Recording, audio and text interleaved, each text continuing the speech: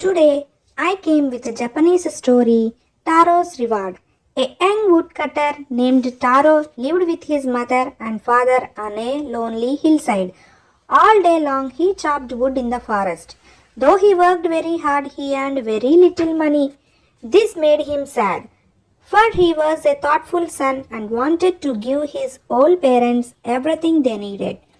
One evening, when Taro and his parents were sitting in a corner of their hut, a strong wind began to blow. It whistled through the cracks of the hut and everyone felt very cold.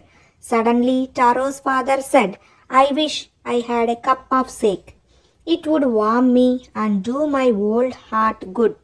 This made Taro sadder than ever, for the heartwarming drink called sake was very expensive. How do I earn more money? He asked himself. How do I get a little sake for my poor old father? He decided to work harder than before. Next morning, Taro jumped out of bed earlier than usual and made his way to the forest. He chopped and cut as the sun climbed, and soon he was so warm that he had to take off his jacket. His mouth was dry and his face was wet with sweat. My poor old father, he thought, if only he was as warm as I. And with that he began to chop even faster, thinking of the extra money he must earn to buy the sake to warm the old man's bones. Then suddenly Taro stopped chopping. What was that sound he heard? Could it possibly be rushing water? Taro could not remember ever seeing or hearing a rushing stream in that part of the forest. He was thirsty, the axe dropped out of his hands, and he ran in the direction of the sound. Taro saw a beautiful little waterfall hidden behind a rock. Kneeling at a place where the water flowed quietly, he cupped a little in his hands and put it to his lips. Was it water or was it sake? He tasted it again and again, and always it was a delicious sake instead of cold water. Taro quickly filled the pitcher he had with him and hurried home. The old man was delighted with the sake. After only one swallow of the liquid, he stopped shivering and did a little dance in the middle of the floor. That afternoon, a neighbor stopped by for a visit. Taro's father politely offered her a cup of the sake. The lady drank it greedily and thanked the old man. Then Taro told her the story of the magic waterfall. Thanking them for the delicious drink, she left in a hurry. By nightfall, she had spread the story throughout the whole village. That evening, there was a long procession of visitors to the woodcutter's house. Each man heard the story of the waterfall and took a sip of the sake. In less than an hour, the pitcher was empty.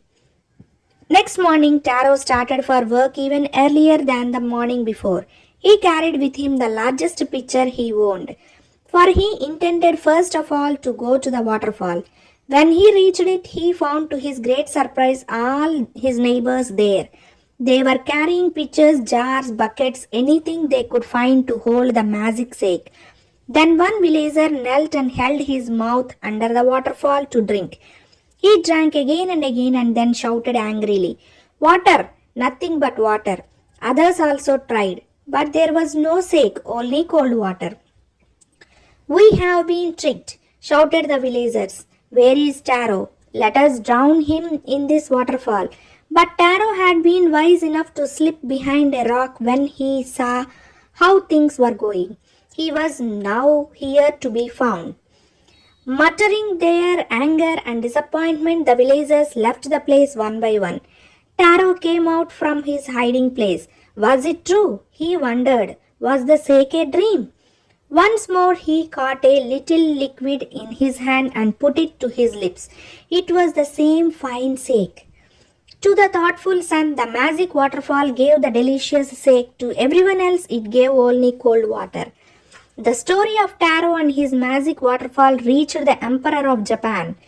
He sent for the young woodcutter and rewarded him with 20 pieces of gold for having been so good and kind. Then he named the most beautiful fountain in the city after Taro. This, said the emperor, was to encourage all children to honor and obey their parents. Like, share and subscribe.